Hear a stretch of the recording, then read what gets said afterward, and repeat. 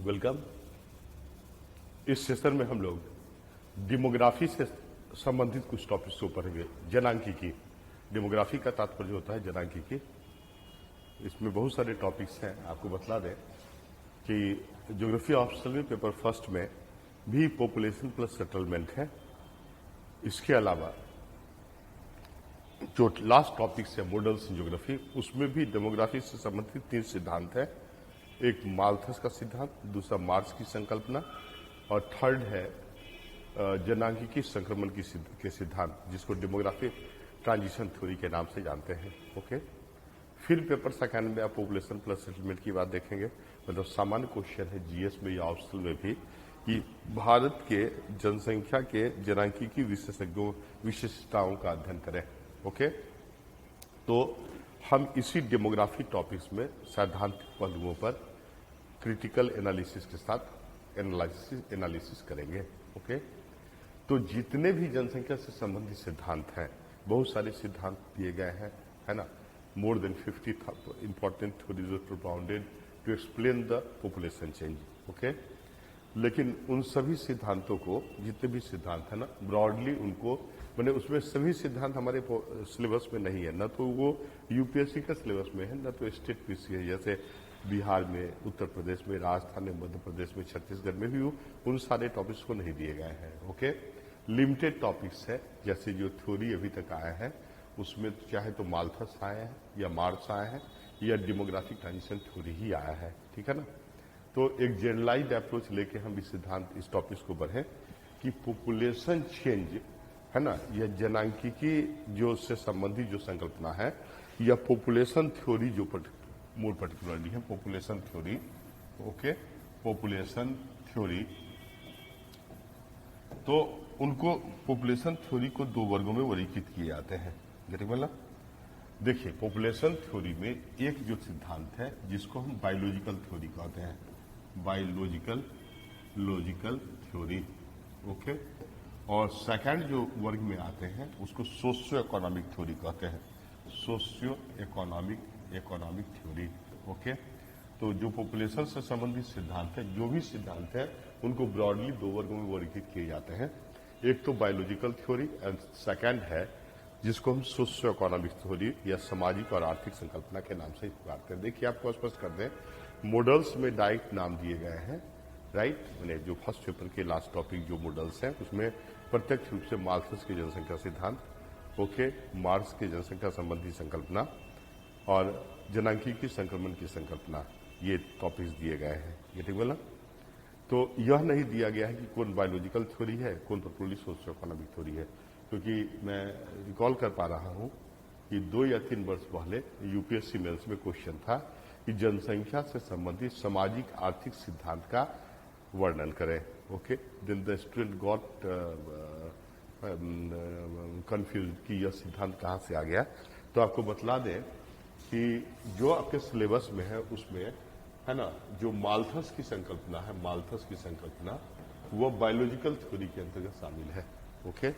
Malthus की जनसंख्या संबंधी सिद्धांत जो विचारधारा है, जो सिद्धांत है, जो थ्योरी है, वो बायोलॉजिकल थ्योरी के अंतर्गत है। मतलब यह सिद्धांत इस मान्यता पर आधारित है कि जनसंख्या वृद्धि मेल फीमेल इंटरेक्शन का परिणाम है, राइट। पुरुष और स्त्री के अंतर संबंधों पर आधारित है, यह बायोलॉजिकल थ्योरी है। और यही आधार जो है माल्थस के जनसंख्या सिद्धांत का, है ना, बेसिस है। ओके। जबकि सोशियो इकोनॉमिक थ्योरी जो है वह इस मान्यता पर आधारित है कि जनसंख्या वृद्धि वहां के सामाजिक और आर्थिक परिस्थितियों पर डिपेंड करती है। इस कारण इसको सोशियो इकोनॉमिक, सामाजिक या आर्थिक संकल्पना के नाम से जानते हैं।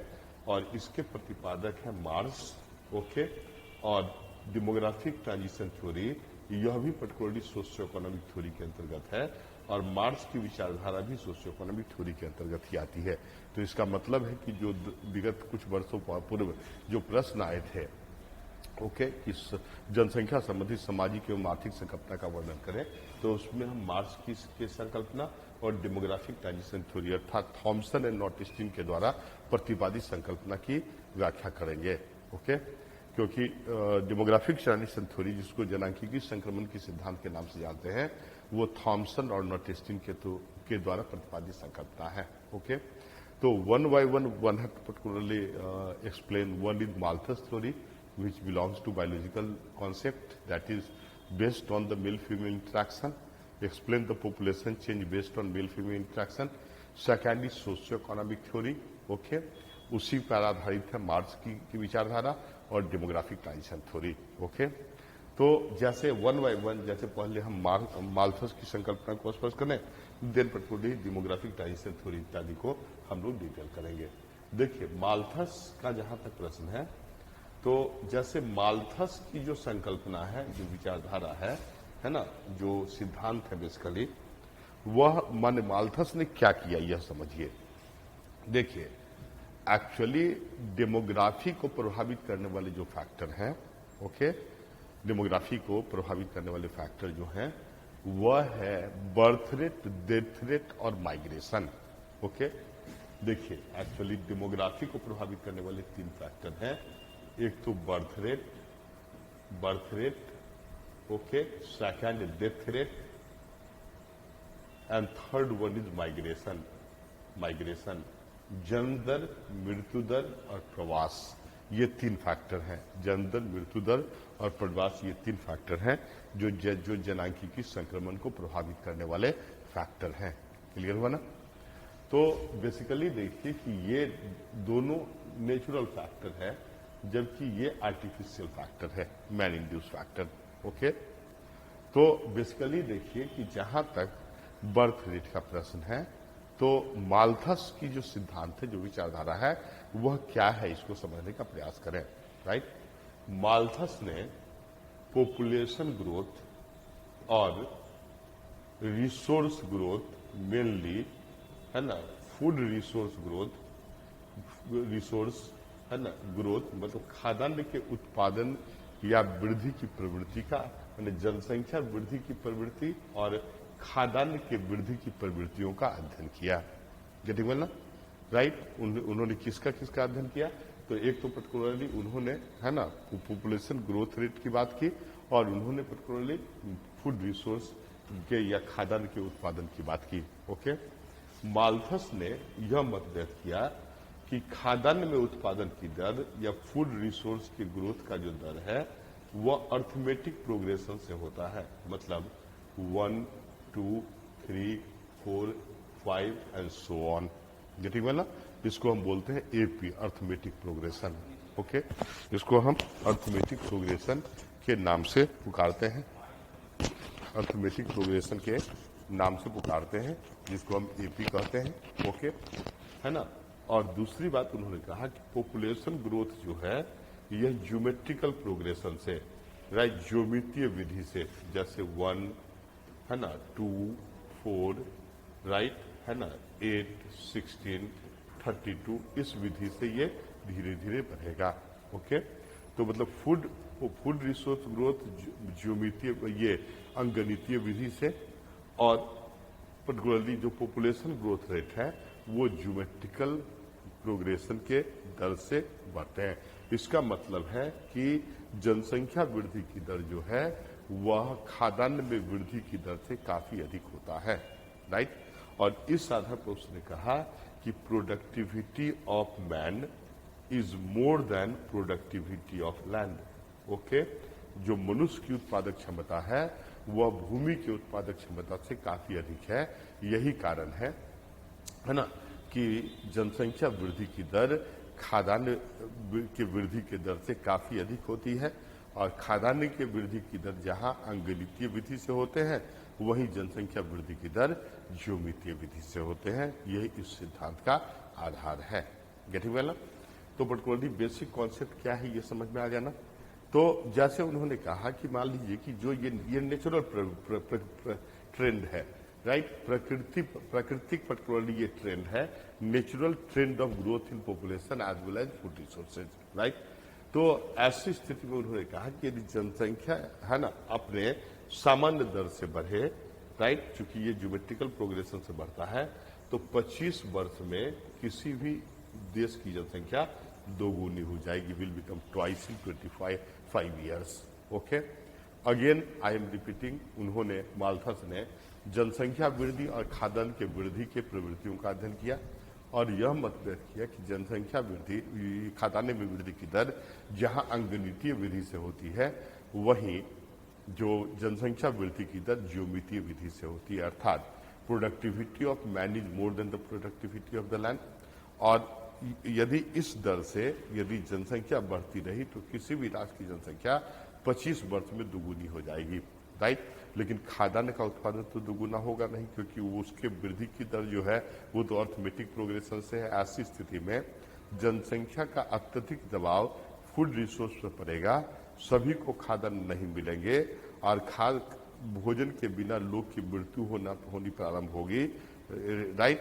लोग मरने लगेंगे और स्थिति काफी पर्टिकुलरली दारुण और है ना, और दारुण स्थिति, डिजास्टर्स कंडीशन डेवलप करेगा, राइट। तो इस प्रवृत्ति को रोकने के लिए माल्थस ने 2 उपायों की चर्चा की। ओके, 2 उपाय, राइट। किस तरह इस दशा को रोका जाए कि लोग भूखमरी से, है ना, लोगों की भूखमरी से मृत्यु नहीं हो, इसको रोकने के लिए उन्होंने 2 उपाय की चर्चा की। एक को हम बोलते हैं पॉजिटिव चेक और दूसरे को हम बोलते हैं प्रिवेंटिव चेक। ओके, एक को पॉजिटिव चेक कहते हैं। Positive check means check introduced by nature induced check, right, है ना। पॉजिटिव चेक का मतलब है nature induced check, nature induced check, है ना। प्रकृति द्वारा आरोपित पर्टिकुलरली जो है ना ये रोक है, उसको हम पॉजिटिव चेक कहते हैं। और प्रिवेंटिव चेक मैन इंड्यूस्ड है, राइट, मानव द्वारा आरोपित नियंत्रण, राइट। तो उन्होंने 2 तरह के नियंत्रण की बात की। एक तो पॉजिटिव चेक जो नेचर इंड्यूस्ड है, और दूसरा प्रिवेंटिव चेक जो है ना, जो मनुष्य के द्वारा आरोपित जो चेक है, राइट। उन्होंने कहा कि चूंकि जो है ना पॉपुलेशन को फूड ग्रेन का जो वृद्धि की दर है, जो अर्थमेटिक प्रोग्रेशन से है, और वो 1, 2, 3, 4 इस तरह बढ़ रही है, जबकि पॉपुलेशन ग्रोथ का जो ट्रेंड है वो ज्योमेट्रिकल प्रोग्रेशन से है, और वो 1, 2 है ना, 2, 3, 4, 8, 16 इस दर से है, राइट। तो बेसिकली उन्होंने कहा कि 25 वर्ष में किसी भी राष्ट्र की जनसंख्या दोगुने हो जाएगी, पॉपुलेशन दोगुने हो जाएगी 25 वर्ष में, ट्वाइस है ना, after the expiration of every 25 year. Okay, लेकिन उस दर से खाद्यान्न तो में उत्पादन की वृद्धि तो होगी नहीं। परिणाम स्वरूप जनसंख्या का अत्यधिक दबाव खाद्य संसाधनों पर होगा और लोग भूखमरी से मरने लगेंगे। यह काफी करुणामय स्थिति, दारुण स्थिति उत्पन्न हो जाएगी। इस स्थिति से को नहीं आ पावे, इसके लिए माल्थस ने 2 प्रकार के, है ना, 2 प्रकार के चेक या 2 प्रकार के, है ना, ये 2 प्रकार के नियंत्रण की बात की। एक को बोलते हैं पॉजिटिव चेक जो प्रकृति द्वारा आरोपित चेक है, और दूसरे को बोलते हैं नेगेटिव चेक जो पर्टिकुलरली जो दूसरा कैंड है प्रिवेंटिव चेक जो मनुष्य द्वारा आरोपित है, राइट। माल्थस कहते हैं कि यदि, है ना, यदि जनसंख्या में वृद्धि और खाद्यान्न में वृद्धि, है ना, अपने नेचुरल ट्रेंड के द्वारा हो, तो ऐसी स्थिति में काफी डिस्टॉर्शन उत्पन्न हो जाएगा, अत्यधिक दबाव फूड रिसोर्स पर पड़ेगा जनसंख्या का, और लोग भूखमरी से मरना प्रारंभ करेंगे, जो अत्यंत कष्टप्रद है, राइट। तो यह स्थिति नहीं आने पावे, इसलिए प्रकृति सक्रिय हो जाता है।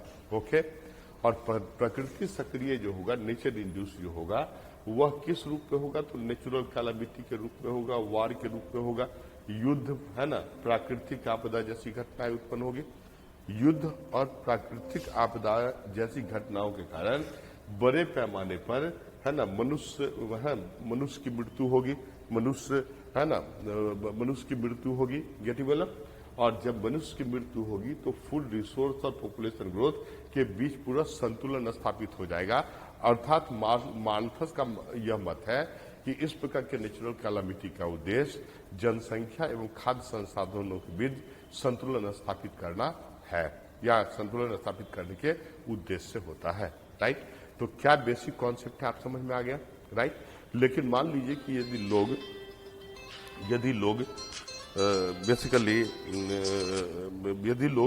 बेसिकली प्राकृतिक आपदा से मरते हैं, राइट, यदि लोग प्राकृतिक आपदा से मरते हैं तो भी तो वो पर्टिकुलरली कष्टप्रद स्थिति है। तो इसलिए माल्थस ने कहा कि यह नेचर एक्टिविटी प्रारंभ करे उसके पहले ही मनुष्य को एक्टिविटी प्रारंभ कर देना चाहिए। मतलब मनुष्य को प्रिवेंटिव चेक की दिशा में महत्वपूर्ण कदम उठाने चाहिए। ओके, देखिए प्रिवेंटिव चेक के कंटेक्स्ट में माल्थस ने कहा बेस्ट ऑप्शन है right late marriage the best option, right late marriage okay, देर से शादी करना। देखिए एक्चुअली माल्थस की अवधारणा तो बायोलॉजिकल थ्योरी है जिसमें उसने कहा कि मेल फीमेल इंटरेक्शन ही जनसंख्या वृद्धि का कारण है, राइट। यदि लोग देर से शादी करेंगे तो ऐसी स्थिति में मेल फीमेल इंटरेक्शन में कमी आएगी और जनसंख्या की वृद्धि नियंत्रित हो जाएगी, जनसंख्या में वृद्धि कम होंगे। ओके, तो जनसंख्या में वृद्धि की दर जो है अपने आप कम हो जाएंगे। गेटिंग वेल ना? तो माल्थस ने कहा कि लोगों को जीवन के प्रारंभ में विकासात्मक कार्यों में संलग्न होना चाहिए और लेट से शादी करना चाहिए जिससे जनसंख्या वृद्धि जनसंख्या वृद्धि की दर स्वतः कम होंगे और खाद्य संसाधन और जनसंख्या के मध्य जो है संतुलन बने रहेंगे। ओके, तो लोगों को पहले ही एक्ट करना चाहिए as compare to that of nature. Okay, इस कंटेक्स्ट में माल्थस की संकल्पना जो है वह फिलॉसफिकल है ना, फिलॉसफिकल संकल्पना कहलाती है। तो माल्थस की संकल्पना का मूल आधार क्या है ये समझ में आ गया ना, कि माल्थस बायोलॉजिकल थ्योरी के समर्थक हैं जो मेल फीमेल इंटरेक्शन के आधार पर ही जनसंख्या वृद्धि की प्रवृत्तियों का एनालिसिस करते हैं। क्लियर हुआ ना? माल्थस ने यह मत व्यक्त किया कि फूड रिसोर्स ग्रोथ जो है अर्थमेटिक प्रोग्रेशन से होता है, में वृद्धि जो है अंगणितीय विधि से, जबकि जनसंख्या में वृद्धि ज्योमितीय विधि से होती है। ओके, और जनसंख्या वृद्धि की दर यह कायम रही तो 25 वर्ष में किसी भी राष्ट्र की जनसंख्या दुगुनी हो जाएगी, लेकिन उतनी वृद्धि खाद्यान्न के उत्पादन में नहीं होगी। परिणाम स्वरूप जनसंख्या का अत्यधिक दबाव फूड रिसोर्स पर होगा। ओके, और लोग भूखमरी के शिकार होने लगेंगे। ओके, और लोगों की मृत्यु होने लगी जो काफी कष्टप्रद स्थिति होगी। इससे निपटने के लिए माल्थस ने दो उपायों की चर्चा की। एक को उन्होंने प्रिवेंटिव पॉजिटिव चेक कहा जो नेचर इंड्यूस्ड चेक है, और दूसरा प्रिवेंटिव चेक है जो मनुष्य के द्वारा उठाए गए है ना उपाय है, राइट। तो पॉजिटिव चेक के और नेचर इंड्यूस्ड चेक के रूप में उन्होंने नेचुरल प्राकृतिक आपदा युद्ध इत्यादि की बात की, राइट। और उन्होंने कहा कि प्राकृतिक आपदा युद्ध इत्यादि के कारण के परिणाम स्वरूप जनसंख्या में कमी आएगी और जनसंख्या और खाद्य संसाधन के बीच संतुलन स्थापित हो जाएंगे। ओके, हालांकि प्रकृति द्वारा उठाए गए कदम भी कष्टप्रद है, हालांकि यह है ना भूखमरी से होने वाले मृत्यु की तुलना में अपेक्षाकृत कम कष्टप्रद है। ओके, इस कारण माल्थस ने लोगों को यह प्रेरित किया कि प्रकृति सक्रिय हो उसके पूर्व भी मनुष्य को सक्रिय हो जाना चाहिए। राइट, अर्थात लोगों को प्रिवेंटिव चेक अडॉप्ट करना चाहिए, और प्रिवेंटिव चेक के रूप में उन्होंने लेट मैरिज की बात की। ओके, देर से शादी करने की बात की, इससे मेल फीमेल इंटरेक्शन में कमी आएगी और जनसंख्या वृद्धि स्वतः पटौनी नियंत्रित होगी और खाद्य संसाधन और जनसंख्या के बीच संतुलन भी बना रहेगा।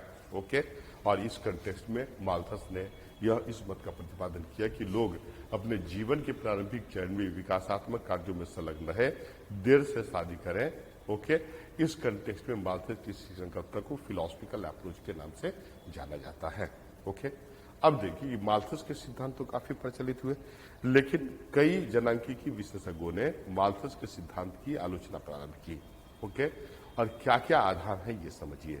देखिए माल्थस ने है ना जनसंख्या वृद्धि और खाद्य संसाधन में वृद्धि का अवलोकन के आधार पर ही सिद्धांत का प्रतिपादन किया था, और उन्होंने जो अध्ययन किया उसका निष्कर्ष यही था कि productivity of man is always more than the productivity of the land.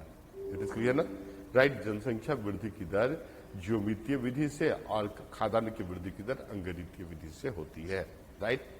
तो इसका मतलब है कि उन्होंने कहा कि productivity of man is more than productivity of land, right.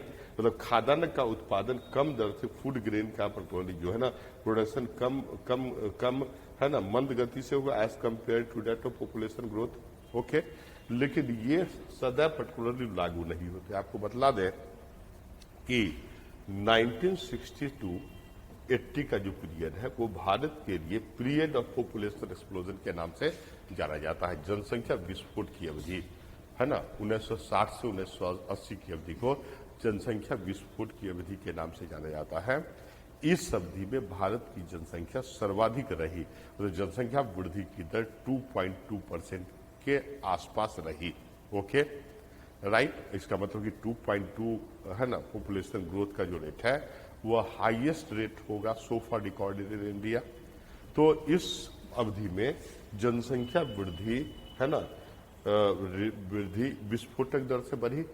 और इसी अवधि में देखिए जनसंख्या के विस्फोटक दर से वृद्धि होने के बावजूद सभी व्यक्तियों को पर्याप्त फूड रिसोर्स अवेलेबल उपलब्ध हो पाए या करवा दिए गए, क्योंकि उस पीरियड में जो फूड रिसोर्स ग्रोथ था, रिसोर्स ग्रोथ ये इसके वृद्धि की दर 3.1% थी। ओके मतलब यहां देखिए पॉपुलेशन ग्रोथ जो इस पीरियड में था वो 2.2%, जबकि फूड रिसोर्स ग्रोथ इस पीरियड में 3.1% था। और ऐसा ग्रीन रिवॉल्यूशन के इंपैक्ट के कारण संभव था। राइट, जैसे 1966 टू 69 जो फर्स्ट प्लान हॉलीडे थे उसमें high yielding variety seed programme क्रियान्वित किए गए थे और इसके परिणाम स्वरूप भारतीय कृषि उत्पादन में क्रांतिकारी परिवर्तन हुए। कृषि उत्पादन के इस क्रांतिकारी परिवर्तन को हरित क्रांति के नाम से जाना जाता है। इस अवधि में है ना खाद्यान्न के उत्पादन में वृद्धि की दर 3.1% रही, जबकि यह अवधि जनसंख्या विस्फोट की अवधि मानी जाती है और यहाँ जनसंख्या वृद्धि की अधिकतम दर 2.2% रिकॉर्ड किए गए, जो माल्थस की इस अवधारणा की मनुष्य की उत्पादन क्षमता सदैव भूमि की उत्पादक क्षमता से अधिक होती है गलत अवधारणा है। क्लियर ना? दूसरी बात राइट, उन्होंने कहा है ना कि जनसंख्या यदि नेचुरल दर से बढ़े, क्योंकि उन्होंने कहा कि पॉपुलेशन हमेशा ज्योमेट्रिकल प्रोग्रेशन से ही होगा, तो जनसंख्या प्राकृतिक रूप से बढ़े तो 25 ईयर्स के बाद किसी भी राष्ट्र की जनसंख्या दोगुने ट्वाइस जस्ट डबल हो जाएगी। यह बात उन्होंने कही थी अपने सिद्धांत में, जबकि खाद्यान्न जो है वह डबल नहीं होगा, दोगुने नहीं होंगे। इससे जनसंख्या का खाद्य संसाधन पर अत्यधिक दबाव पड़ेगा और लोग भूखमरी के शिकार होने लगेंगे। क्लियर ना? तो देखिए ये पर्टिकुलरली ये बात आप समझ में आ गया। 25 वर्ष की अवधारणा भी आप समझ गया में आ गया पर्टिकुलरली है ना। 25 वर्ष में किसी भी राज्य की जनसंख्या दुगुनी हो जाएगी, ये स्पष्ट हुआ ना। अब देखिए कि ये तो पर्टिकुलरली सिद्धांत का आधार था कि 25 वर्ष में, यह सिद्धांत का भाग था कि 25 वर्ष में किसी भी राज्य की जनसंख्या दुगुनी हो जाएगी। विश्व में इसके कोई उदाहरण नहीं मिलते। आपको बतला दें कि विश्व के जनसंख्या को दुगुने होने में 50 वर्ष से भी अधिक वर्ष का समय लगता है। भारत की जनसंख्या को दुगुने होने में 32 वर्ष न्यूनतम अभी तक, राइट, जो रिकॉर्ड रहा है 32 ईयर से अधिक का समय लगता है, 32 to 38 year. America, Japan, Britain, रूस, जर्मनी इत्यादि की जनसंख्या को दुगुने होने में लगभग 150 से भी अधिक वर्ष का समय लगता है। अतः 25 वर्ष में किसी भी राष्ट्र की जनसंख्या के दुगुने होने के कोई व्यावहारिक साक्ष्य पृथ्वी पर नहीं मिलते। राइट, तो 25 वर्ष में किसी भी राष्ट्र की जनसंख्या के दुगुने होने की बात भी है ना सही नहीं है। Getting well? फिर पुनः आप देखें कि उन्होंने कहा कि जो जैसे उन्होंने यह कहा मतलब इसके लिए मतलब 25 वर्ष में, चूंकि उनकी अवधारणा थी कि 25 वर्ष में जनसंख्या दुगुनी हो जाएगी और फूड रिसोर्स पर अत्यधिक दबाव पड़ेगा और लोग भूखमरी से मरना प्रारंभ करेंगे। इसके लिए उन्होंने 2 प्रकार के चेक की बात की। एक तो पॉजिटिव चेक जो नेचर इंड्यूस्ड है और इसके लिए नेचुरल कैलामिटी की बात की, और दूसरा प्रिवेंटिव चेक जो मैन इंड्यूस्ड फैक्टर है। ओके, तो देखिए नेचर इंड्यूस्ड चेक की बात जहां तक है, राइट, जिसको उन्होंने पॉजिटिव चेक कहा, उसके लिए उसने नेचुरल कैलामिटी का प्रयोग किया कि प्राकृतिक आपदा मतलब जनसंख्या, यदि जनसंख्या का दबाव खाद्य रिसोर्स पर बहुत ज्यादा पड़ेगा, राइट, या जनसंख्या और खाद्य रिसोर्स में असंतुलन की अवस्था होगी तो प्रकृति सक्रिय हो जाएगी और जनसंख्या को कम करने का प्रयास करेगी प्राकृतिक आपदा के माध्यम से। इसका मतलब है इससे हम ये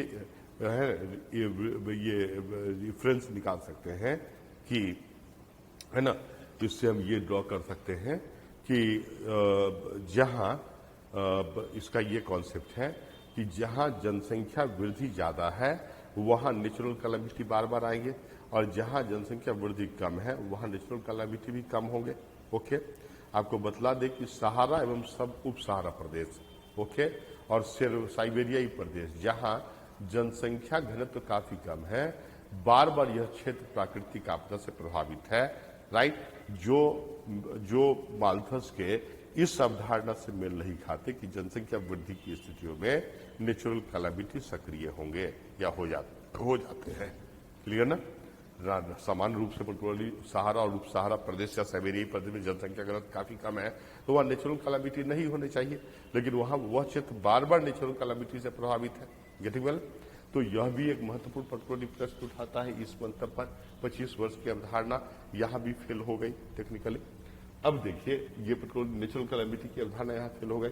फिर उन्होंने कहा कि लोग लेट से मैरिज करें, यह बेहतर है, राइट। लेट से मैरिज करने पर मेल फीमेल इंट्रैक्शन में कमी आएगी, और मेल फीमेल इंट्रैक्शन जब कम होंगे तो ऐसी स्थिति में मेल फीमेल इंट्रैक्शन जब कम होंगे तो ऐसी स्थिति में जनसंख्या वृद्धि की दर भी कम होंगे।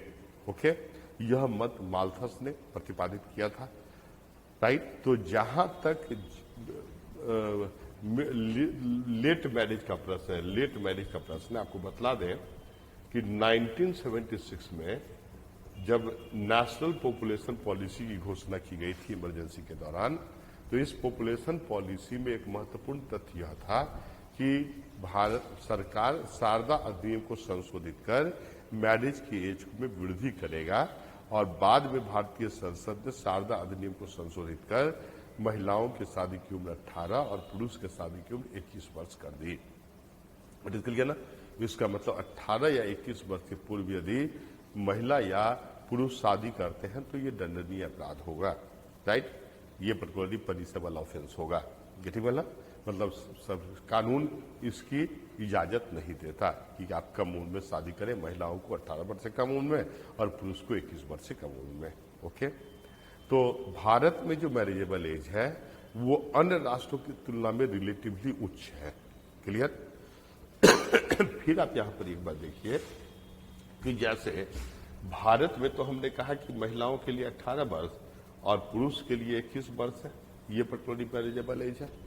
जब यूके में सर्वे किए गए, लंदन में सर्वे किए गए, तो यह पाया कि ऑन एन एवरेज 15 वर्ष की उम्र में लड़कियां या तो मैरिज कर लेती है या अपने बॉयफ्रेंड के साथ रहना प्रारंभ करती है। ओके, वहां ओपन सोसाइटी है इसलिए वहां परमिसिबल है। तो इसका मतलब है कि ऑन एन एवरेज 15 वर्ष की आयु के बाद लड़कियां मेल पार्टनर के संपर्क में आती है, अर्थात मेल फीमेल इंट्रैक्शन ब्रिटेन में अधिक है as compare to that of India ना। तो इसके बावजूद भारत की जनसंख्या को दुगुने होने में 32 से 38 वर्ष का समय लगता है, जबकि यूनाइटेड किंगडम में जनसंख्या को दुगुने होने में 150 वर्ष से भी अधिक का समय लगता है। इट इज क्लियर ना? इसलिए लेट मैरिज की अवधारणा भी गलत अवधारणा है। ओके, माल्थस के सिद्धांत की आलोचना इस आधार पर भी किए आते हैं कि उन्होंने जनसंख्या नियंत्रण के उपाय के रूप में गर्भ निरोधक वस्तुओं के प्रयोग, है ना, की बात नहीं की, जबकि जिस समय माल्थस इस अपना लेख या सिद्धांत, है ना, लिख रहे थे, उस समय पेरिस के बाजार में गर्भ निरोधक वस्तुएं उपलब्ध थी, राइट। आज के समय, है ना, लेट मैरिज से अधिक महत्व है ना, कंट्रासेप्टिव्स का उपयोग लेट मैरिज से अधिक महत्वपूर्ण है ना, स्टरलाइजेशन ऑपरेशन या, है ना, या गर्भ निरोधक गोलियां का प्रयोग, ये सब पर्टिकुलरली, है ना, इस तरह के पर्टिकुलरली वस्तुओं के प्रयोग के द्वारा हम जनसंख्या को नियंत्रित करते हैं, राइट। इसकी चर्चा माल्थस ने नहीं की थी, राइट। लेकिन इसके इतने आलोचना के बावजूद भी माल्थस के कुछ डेमोग्राफर हैं जो माल्थस के सिद्धांत का समर्थन करते हैं, और उन डेमोग्राफर को न्यू माल्थसियन के नाम से जाना जाता है। उनका यह मत है कि माल्थस के सिद्धांत से वेरिएशन का मूल कारण, राइट, भारत में, है ना, या विश्व के अन्य भागों में न्यू साइंटिफिक टेक्नोलॉजी को अपनाना है। यदि ये साइंटिफिक टेक्नोलॉजी को वापस ले लिया जाए तो स्थिति माल्थस के सिद्धांत के अनुरूप ही होंगे। माल्थस के सिद्धांत के इन समर्थकों को नियो माल्थसियन, नव माल्थसवादी के नाम से जाना जाता है। तो यदि क्वेश्चन आएगा कि डिस्कस माल्थस थ्योरी, राइट, तब भी आप लिख सकते हैं क्रिटिकली इवेलुएट माल्थेसियन थ्योरी, तब भी आप लिख सकते हैं। ओके, और ये भी फॉर्मेट हो सकता है कि माल्थस के सिद्धांत की आलोचनात्मक परीक्षण करें, critically analyse Malthusian theory, then the same explanation will hold true for best of luck. Okay.